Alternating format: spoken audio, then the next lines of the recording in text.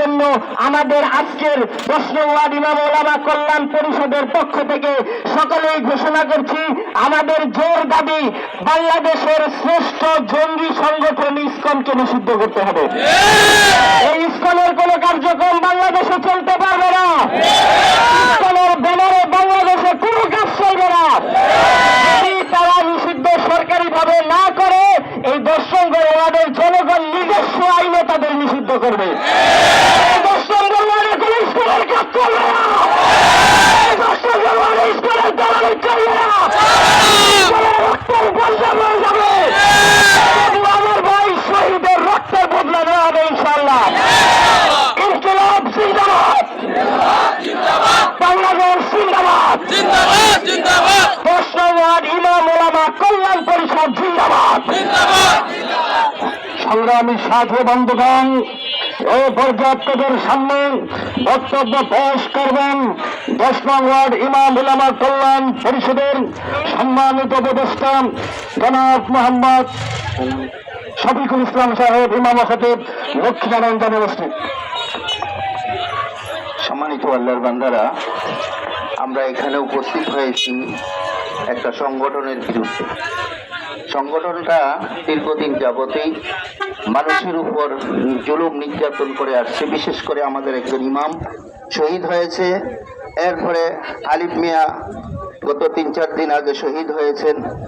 তার এই প্রতিবাদে আমরা এখানে উপস্থিত হয়েছি।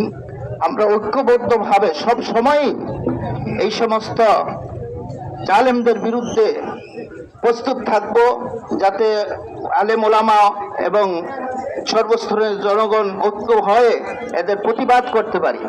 কারণ প্রতিবাদ করা ফরজ হয়ে গেছে। এখন আর বসে থাকার আমাদের সময় নেই।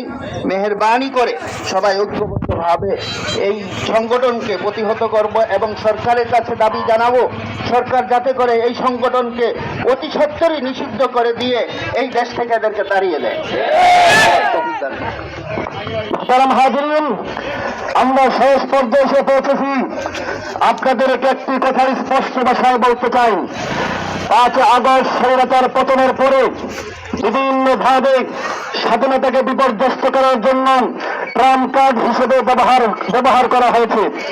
সর্বশেষ যে পেরেক, এটা হচ্ছে ইসকন নামক কুলাঙ্গার সংগঠনের মাধ্যমে স্বাধীনতাকে বিপর্যস্ত করা। কথা বলেন ঠিক না বেছে? পরিষ্কার ভাষায় বলতে চাই, 5 আগস্ট স্বাধীনতার মধ্যে দিন এদেশ স্বৈরাচার মুক্ত হয়েছেন। প্রস্তুত থাকেন, আগামীতে এমন এক বিপ্লব হবে, যে বিপ্লবের সালার হবে 10 নং ওয়ার্ড ইমাম ওলামা কল্যাণ পরিষদ। যে বিপ্লবের নেতৃত্ব দিবেন ইসলাম প্রেমিক তাওহীদ জনতা। যে বিপ্লবের নেতৃত্ব দিবেন 3 লক্ষ মসজিদের ইমামগণ। ঠিক কিনা বলেন? পরিষ্কার ভাষায় বলতে চাই, এই দেশে খেয়ে এই দেশে পড়েন, তোমরা এই দেশের মানুষদেরকে, মুসলমানদেরকে হত্যা করবেন। এই দেশের মানুষ বসে বসে আঙ্গুল চুষবে না। কথা বলেন ঠিক না বেছে? সংগ্রামী সাথী বন্ধুগণ, এই পর্যায়ে আপনাদের সামনে গুরুত্বপূর্ণ বক্তব্য পেশ করবেন ইমাম ওলামা কল্যাণ পরিষদের সংগ্রামী সভাপতি হযরতুল আল্লাম মুস্তাফা কামাল জোহদি দামাত বরকাতুহু আলিয়া।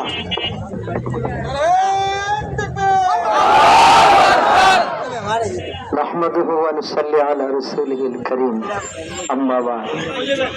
সম্মানিত উপস্থিতি, আপনাদেরকে অন্তরস্থ থেকে মোবারকবাদ জানাচ্ছি।